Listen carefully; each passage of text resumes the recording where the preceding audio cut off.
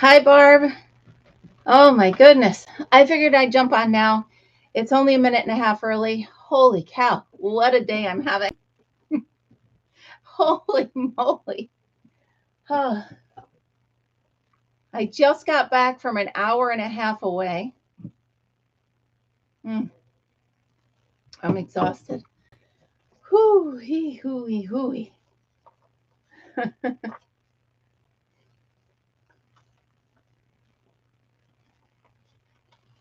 I know I'm early. I'm just going to sit and breathe for a minute. Oh, boy.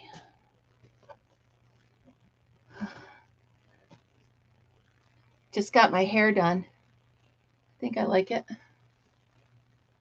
Oh, boy.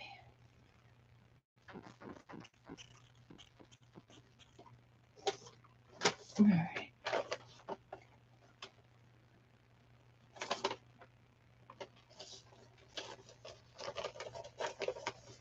All right, got about a minute. So, Margaret, whoo, stop it.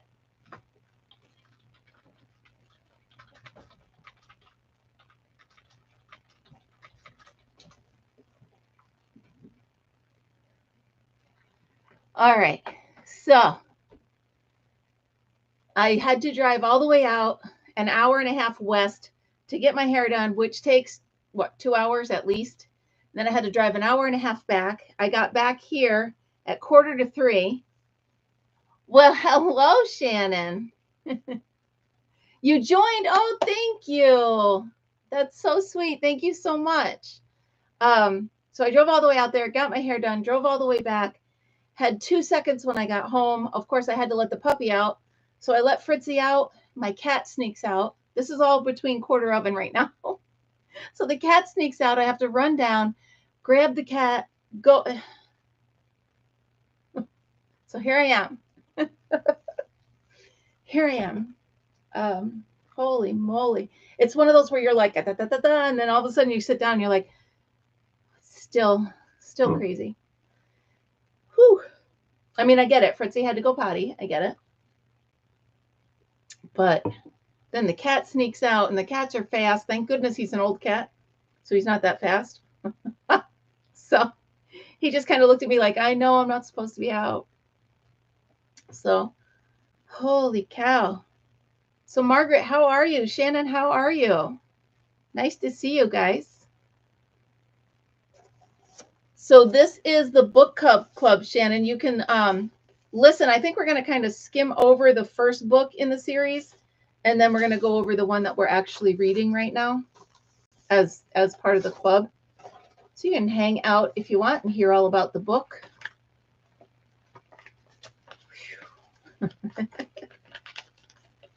All right, 301. So Margaret, did you get both books finished, right? You got the first and the second one? I got the first one done, and I'm on chapter 30 something of the second one. Yeah. So what are your thoughts before everybody gets here? We discuss the first book, see if everybody started the second book, and take it from there. Thank you. Making a doll face, that's interesting. But I think that's a good way to start. We'll see. Oh, well, I started the second one, and then I'm like, well, if it's a second of two. So I stopped. I was only on chapter like 3, and then I read the whole first book, and now I'm into the second book. So it really doesn't, I mean, it's not paramount to the stories that you read them in order, I don't think. So far, I don't think. Other than Enzo. Hi, Barb. How are you? Welcome. Barb, I was just saying I'm a little flustered, so you got to bear with me for a minute. The cat got out. The dog was chasing the cat. The cat was... My life is a comic strip. You guys can't see my hair, but I just went and she put highlights all in it. So what we're trying to do is get me ready to blend into gray because I'm going gray. So instead of having that racing stripe down my head every 4 weeks, she's going to blend in. I don't know what she's doing. I sit in the chair, she works on my head, and that's how it goes. I crochet, she does hair, and that's it. Yeah, correct. So I think, Barb, we're good. I think you're right. Other than Enzo, and I mean, he kind of takes on his own character in the second book. Oh, excuse me. So yeah, I think we're good. Oh, thank you. I yeah, that's what, because it's my brother's, it's my sister-in-law's daughter, and I gave her kids a gaming system for Christmas. So she gave me this for free for that. So, because it wasn't really a Christmas present, it was just I gave it to her to give to them. Hello, Michiguero. Sorry, I'm doing my best. So, yeah, so it was kind of a trade-off. I gave her the kids' big Christmas present, and she gave me this. So it was worth the hour and a half drive, I guess. So, well, thank you. So this is for you just joining. It is our book club. So we started reading. Barb, let me hear what process you did. Margaret and I both read the first book, and I'm halfway through the second book, but Margaret has finished them both. So where are you? Did you read the first one, or are you just doing the second one, or how are you doing your process?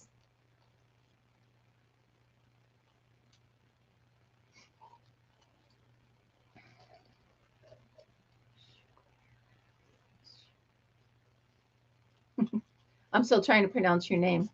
Michiguera. I finished both books and love both. Okay, good. So we can talk freely amongst ourselves. I was just waiting to see. Well, we can start talking about the book one if you want.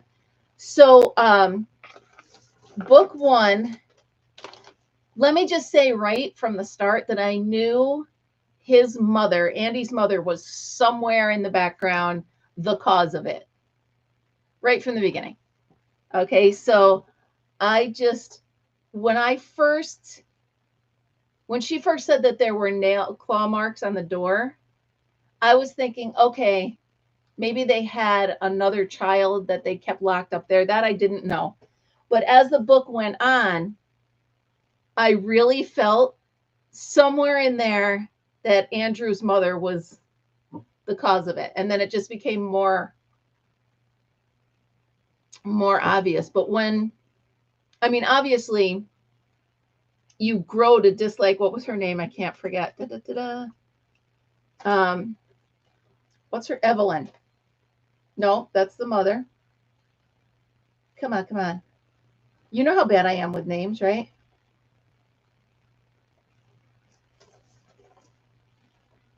Evelyn, right?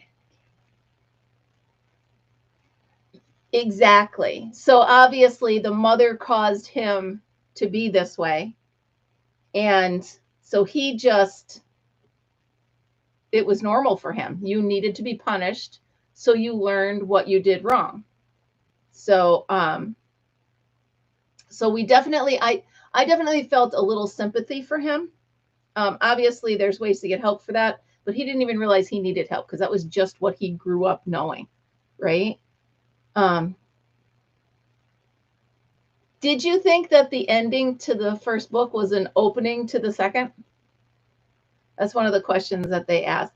I think, as Margaret said, I think they could both be standalones. I don't think it's going to be a series where you have to read them in sequence.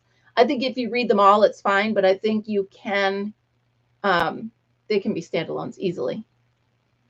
So I don't think we needed to worry that it was a second in a series, but I'm still glad I read the first book. So, hello, Lisa. How are you? We're talking about the first book. Did you read the first one yet? Or did you jump right into the second one?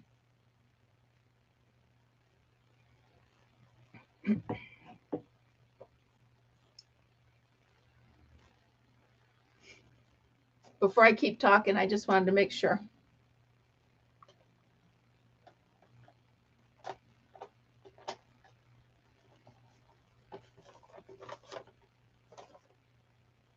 I actually also thought it was really interesting in the first book when it switched to part 2, and now we were hearing Nina's side of it. So you learned why she didn't do her roots. You learned why she put on pounds. You put on, you know what I mean? Oh, cool. So I'll be careful with how much I say about the first book, but I'm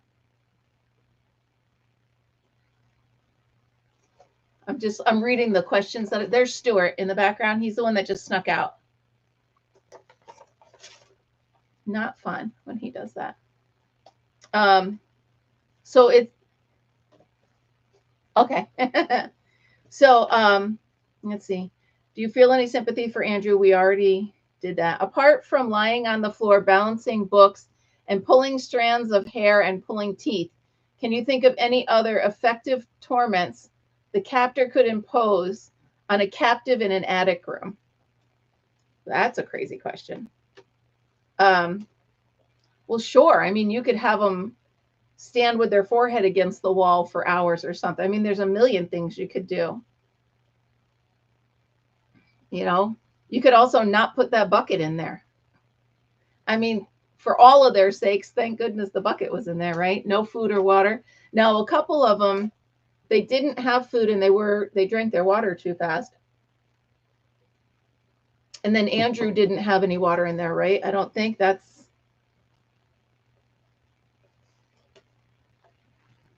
Oh, the thing, Karen, I did that. I pulled down the first one I had scheduled because it was only on my phone, and I got home in time to do it on my computer. So I pulled it down and put this one up. So thank you. Yes, yes. Oh, I didn't know he had. Okay. Yeah. So that, there's just many ways in that little teeny room, especially when the window doesn't open. It's all stuffy. I mean, that's just, it's terrible. Let's see. Which is the most memorable scene for you? Oh, yeah. Well, even balancing those 3 books on your body like that, if they're big enough books, you know? The most memorable scene, I think, for me, it's towards the end of the first book when, sorry, you're going to hear my cat. He's mad. The end of the first book when the police came and they were investigating what happened up in that room and this and that.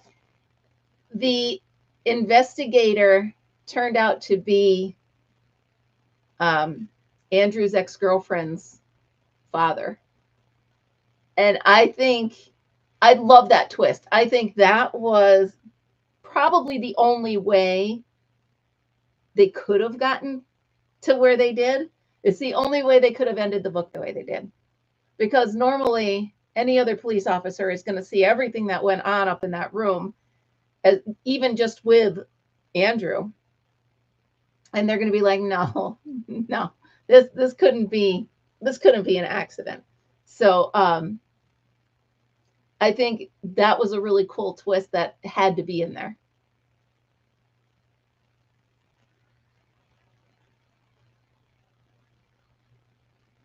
Oh, and then Nina, that was her name. That was her name. I felt bad for Cece. Well, we're still in book 1. I felt bad for Cece because she was in a situation where she knew something was going on with her mother, but she didn't know what. I mean, he never really did anything to her other than make her wear those ugly dresses and, you know, be prim and proper. But just think about it as a kid. Anytime you do something wrong, your mom gets punished. That's just, that's just horrible. So I think that was, yeah, that was really a deep part of the book, looking at it from the kids' point of view, you know? So here we go. What was your first impression of Enzo? It wasn't my first impression that is a lasting one. It was like later on in the book. Because, he's always like, no speak English, da da da. He wanted everybody to think he couldn't understand them. And it was quite the opposite. And I just thought that almost made me wonder how trustworthy Enzo really was. But so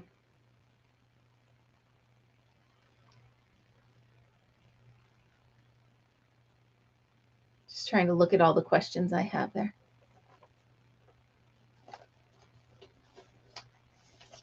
How about her making him pull his teeth out?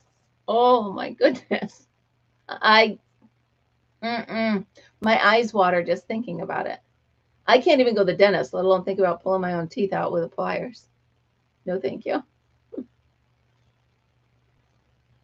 Yeah, he knew something was going on, but you would think,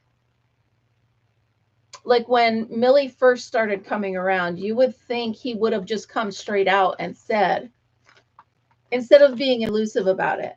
I don't know. I almost thought he could have done more to keep her out of that position. Like he knew something was going on, but yeah, the the pliers with the teeth was terrible. So yeah, I thought that was, I think had he at least spoke English to her and said, don't take this job, something, anything other than just one word of danger or whatever it was, that he said to her in Italian. I think he could have helped a little bit. Yeah. Sly. Yep. All right. So let's hop to book 2.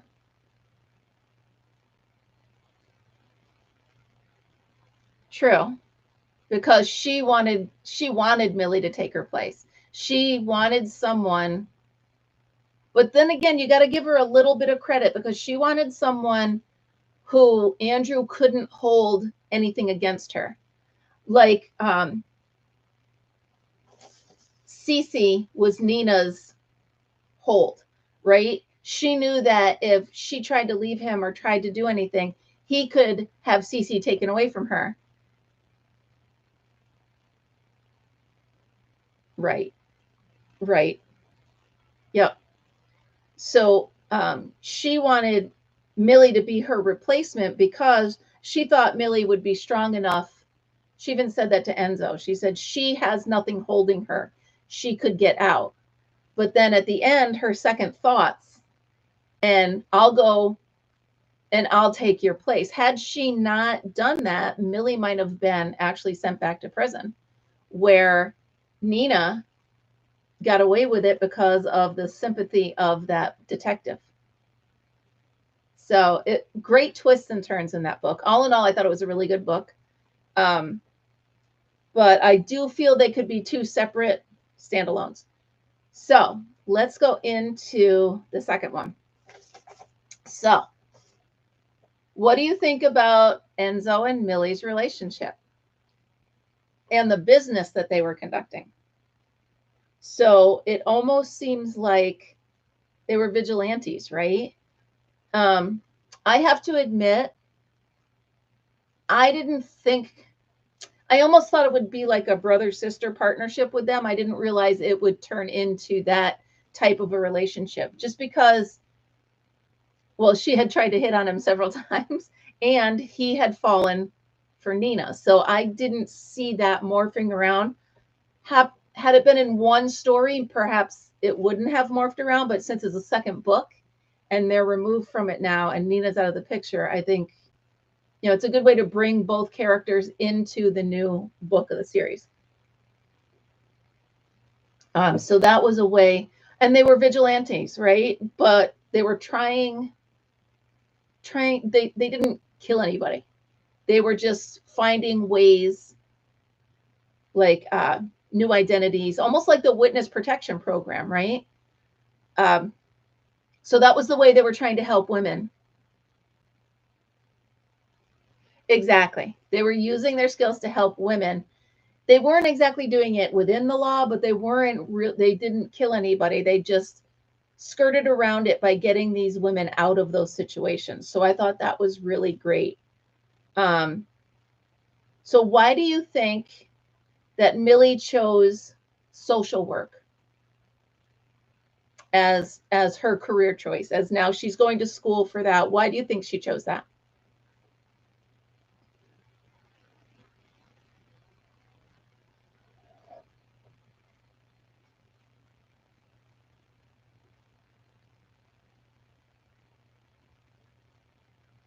I don't know if, I wonder if that's slow.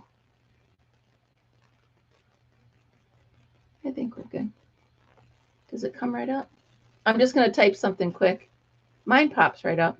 I just didn't know if there was a lag between when you guys write and when I ask a question.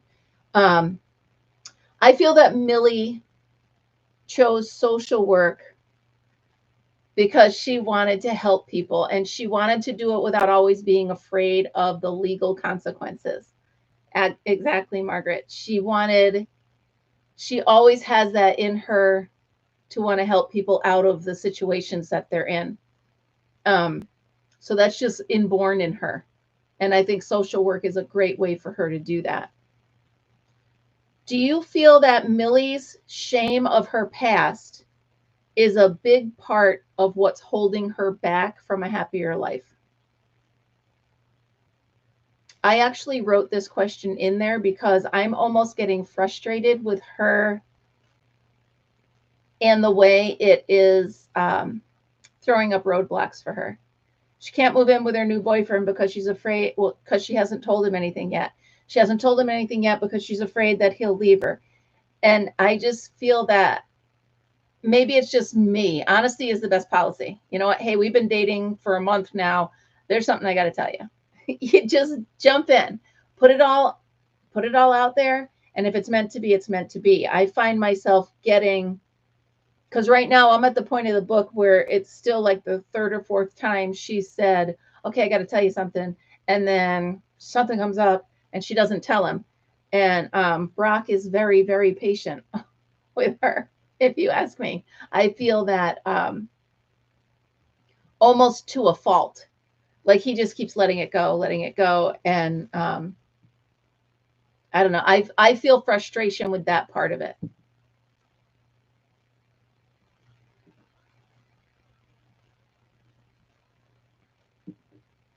I think that it would, I think a lot more doors would open for her if she just puts it out there. Hey, this is me.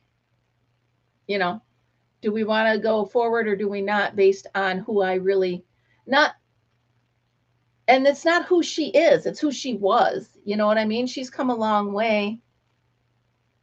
No, but I'm to the point now where I'm like, just tell him. I'm just to the point now where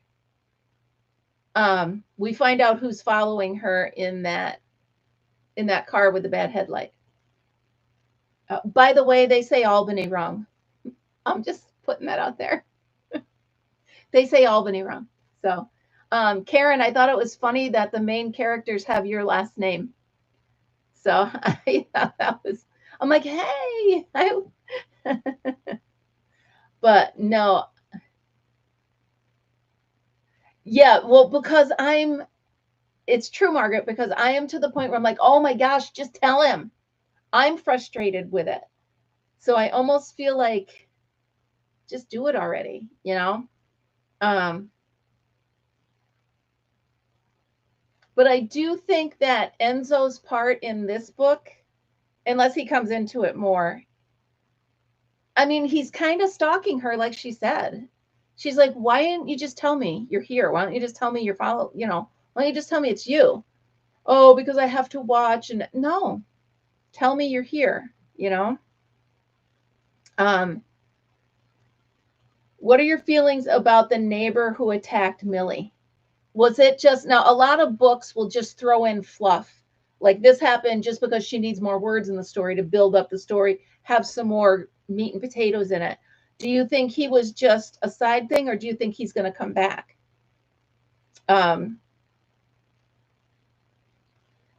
Yeah, I wonder if he's really in prison now for good, or if he's going to somehow come back and cause another rift in her flow, if you will.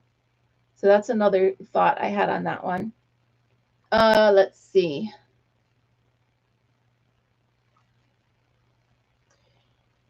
Do you think Mr. Garrick is actually having an affair, or is that woman he was with something or someone else? I'm hesitating to think it's an actual affair. I don't know if I don't know what the other option could be, but something in my head is telling me that I don't think whoever he was walking with was a mistress. I think she's got a different part in it. And again, that was another thing. Millie's sitting there with Brock at lunch or dinner, and all of a sudden she hops up and goes down the block and he's just way too patient. I would not be that patient with her. So that's my feeling with that. What about you guys? Barb, how far have you gotten? Did you finish both of them, right? Karen, how far did you get? I'm just trying to see so that I could see. I know you guys are going to be cautious of your comments because not all of us are as far as you. But I'm trying to think about, what questions to ask to prompt you guys so that you can answer without, blowing anything. Absolutely. Okay, 1 through 6 of the first book. Okay. They're two great books, Karen. Yeah, like I said, Barb, Brock is almost too patient to a fault. It's like, enough already. I mean, I get it. You're in love with her, but come on, there's got to be a limit. Like they were going to move in together, and literally as they're pulling up to the sidewalk to get her stuff to get in the car, she's like, oh, well, he's going to jail. I don't have to leave. No, not okay. Not okay at all. Yep. Okay.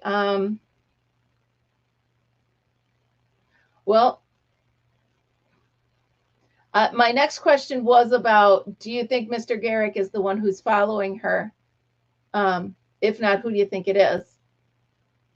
For those of you that haven't read it yet, you can think about that question. But for those of us that have, I've already alluded to it. So, and then, do you think Millie's being fair with her boyfriend?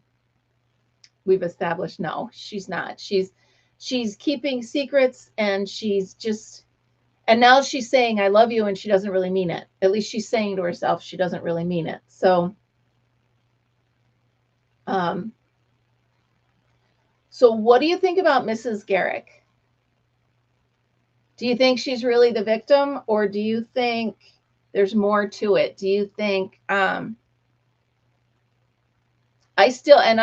further on in the book, and I'm still not positive.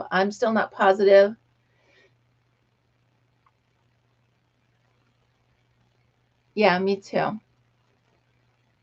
Yeah. At first I thought it was yeah. Because maybe I don't know. His wife gave him Millie's number, and maybe he was just trying to find out who she was. That's what I was thinking. But so Mrs. Garrick, I don't know. I know she's got bruises, and I know, but there's ways to make it look different than it is. So I don't know. And the door's always closed when the abuse is going on, and she's never actually seen anything happen. So I'm not quite sure, Well, I mean, look at the last story with Nina, right? Nina wasn't the crazy, horrible person she was portraying herself as. She just had to do that to put Millie in the position she needed her in. So it's quite interesting. And what do you guys think is really going on at the Garrick household? I don't think, just because I don't think the author would have the same thing going on, right? Yeah. So I expect a really big twist, only because, like the first book, the mom made the son crazy, who tortured the wife, who pretended to be crazy, who got Millie into this situation. So right now, the Garrick household is almost following that same thing. And I just don't think, I don't think an author in a series of books would do that. So there's got to be something coming up that's going to make me go, oh, wow, I can't. So I think that might be it. So we shall see. Yeah, it's turning out to be a really great book. I'm glad we picked it. Sorry about the bumps in the beginning about book 1 and book 2, but as we said, they could really hold their own. So, oh, I can't wait, Margaret.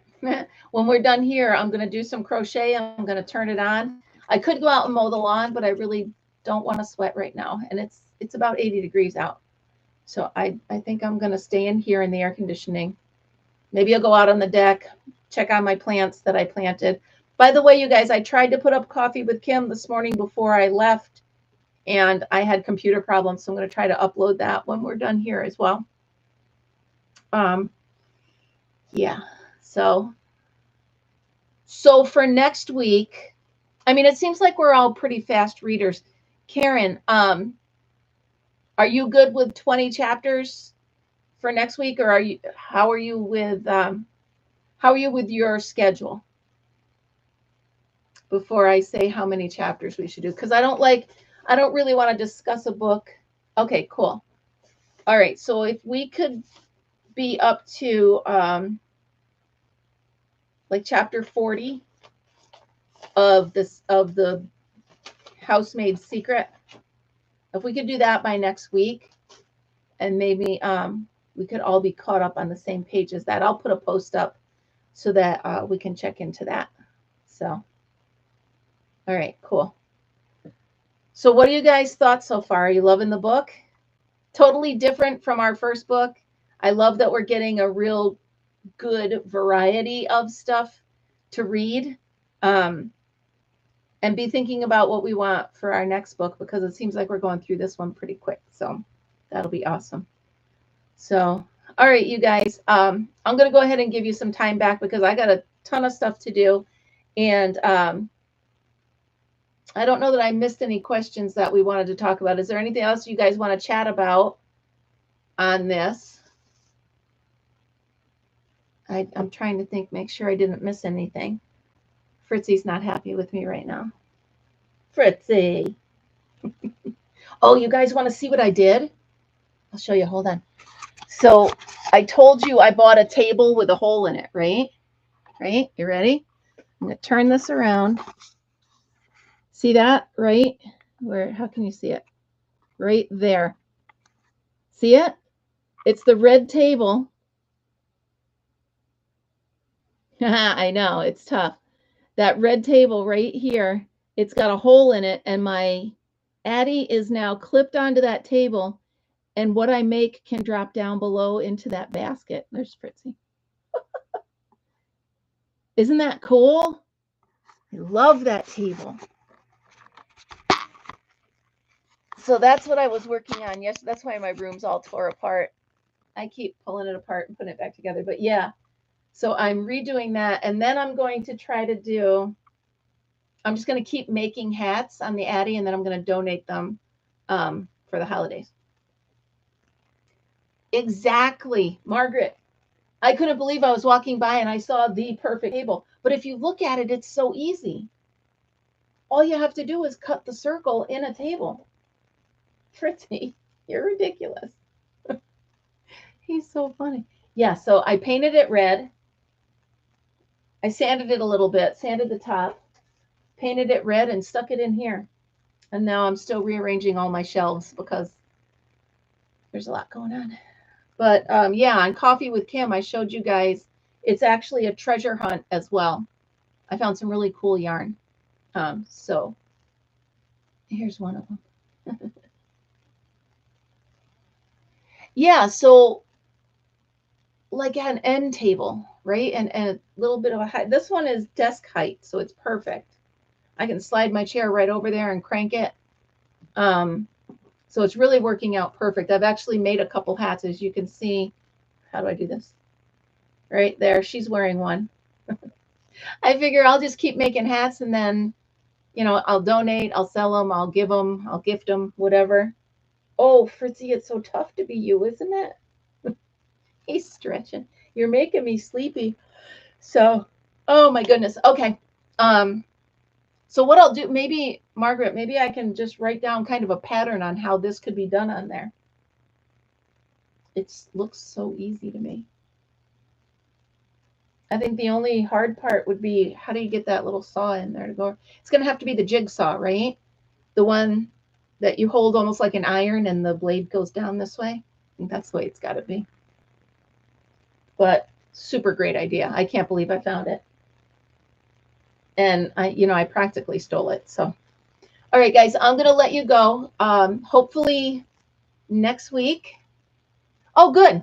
I don't, Margaret. So, so next week we will chat more. We'll get up to chapter 40 and we'll have another chat about it. All right. I'm going to let you guys go. Thank you so much for joining and have a great afternoon. I will put up Coffee with Kim as soon as I get out of here. All right. Remember, be happy, be kind, be creative. Be here tomorrow. I'll see you later. Bye, guys.